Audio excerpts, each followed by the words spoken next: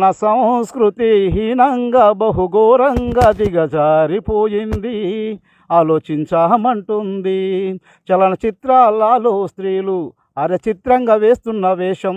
మోకాళ్ళకు పైన మిడ్డి మోడలంటూ వేస్తున్నారే, మోకాళ్ళకు పైన మిడ్డి మోడలంటూ వేస్తున్నారే.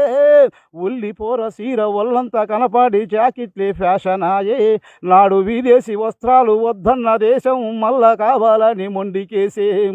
ఇప్పుడు గాంధీ గారు మన దేశానికి వస్తే నాది కాదని వెళ్తాడు, ఒక్క క్షణమైన ఉండనంటాడు. మన సంస్కృతి హీనంగా బహుఘోరంగా దిగజారిపోయింది.